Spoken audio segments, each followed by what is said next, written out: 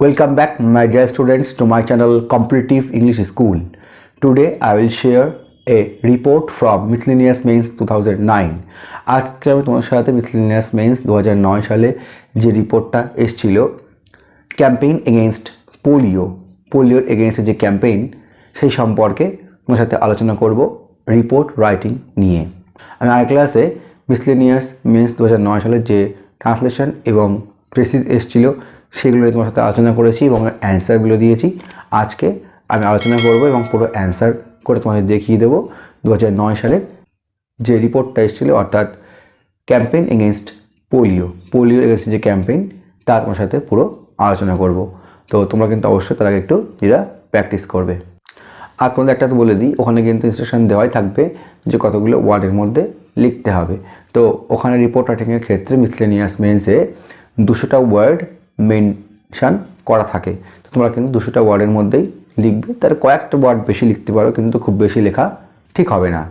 তো আমি শুরু করছি আজকের অ্যান্সার, ক্যাম্পেইন এগেইনস্ট পোলিও।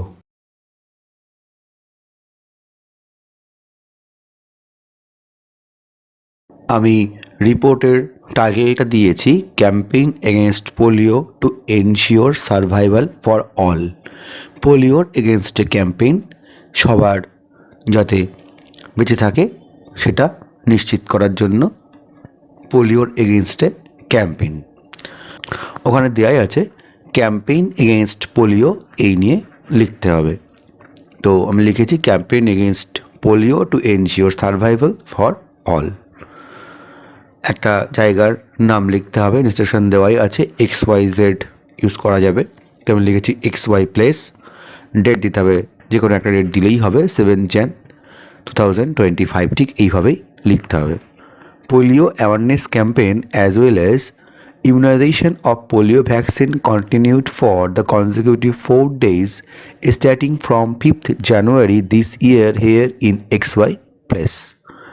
তাহলে পোলিও অ্যাওয়ারনেস ক্যাম্পেইন, সাথে সাথে কি পোলিও যে টিকাদান, ইমিউনাইজেশন অফ পোলিও ভ্যাকসিন কন্টিনিউয়েড চলেছিল ফর দ্য কনজিকিউটিভ পরপর 4 দিন ধরে 4 days starting from 5th January, 5 জানুয়ারি থেকে শুরু হয়েছিল এই বছর এখানের XY প্লেসে। Mothers with their children visited the camp for polio dosage 1 by 1 standing in a long queue. মায়েরা তাদের শিশুদের নিয়ে ভিজিট করেছিল সেই পোলিও ভ্যাকসিনেশন ক্যাম্পে, পোলিও ডোজের জন্য 1 by 1 একজন একজন করে একটা লম্বা লাইনে দাঁড়িয়ে, standing in a long queue, and the queue was maintain by the volunteers. কিছু ভলেন্টিয়ার্স ভাইরা ছিল যারা সেই লাইনটা মেনটেন করছিল। Through this camp no child was left unimmunised and those who did not pay visit, the visited persons visited their home to ensure their doses.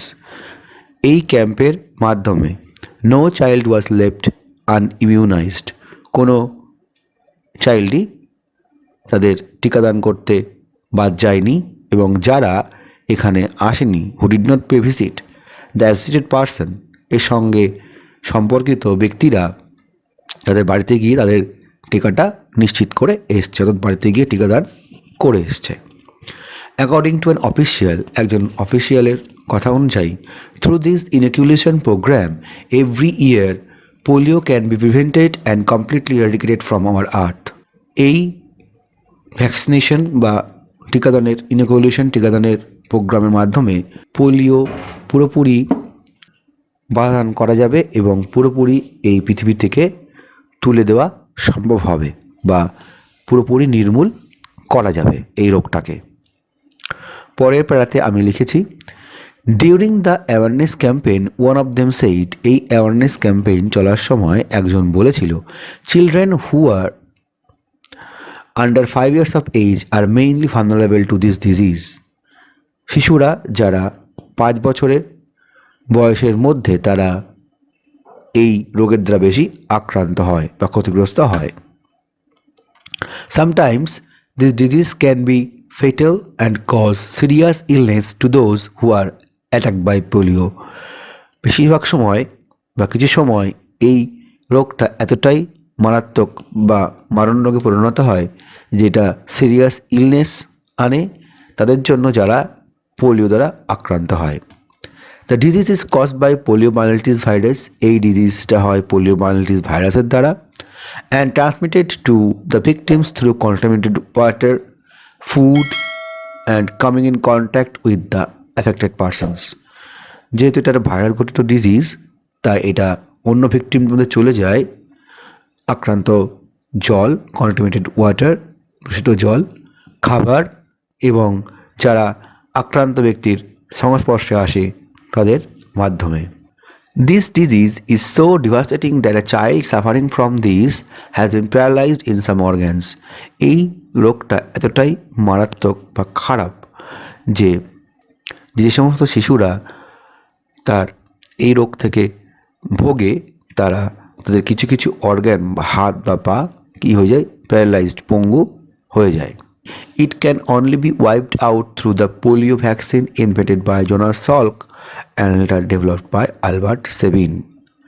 এটা পুরোপুরি মুছে ফেলা বা পৃথিবী থেকে বিতাড়িত করা সম্ভব এই পোলিও ভ্যাকসিনের মাধ্যমেই, যেটা আবিষ্কার করেছিল জোনাস সল্ক, এবং পরে এটা আরও বেটার ফর্ম দিয়েছিল বা ডেভেলপ করেছিল Albert Sebin.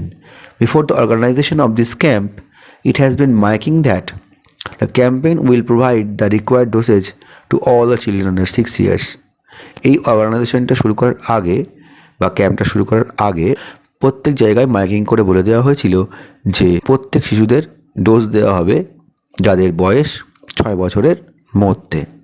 So polio is no longer a fatal disease now, as 100% children are now under this umbrella program. Polio এখন আর এই মারণ রোগ নেই, কারণ 100% চিলড্রেন মানে সব চিলড্রেনকেই এই আমব্রেলা প্রোগ্রামের আন্ডারে এনে তাদেরকে ডোজেজ নিশ্চিত করা গেছে, এবং এই ডোজ তারা পেলে তাদের আর এই মারণ রোগটা হবে না।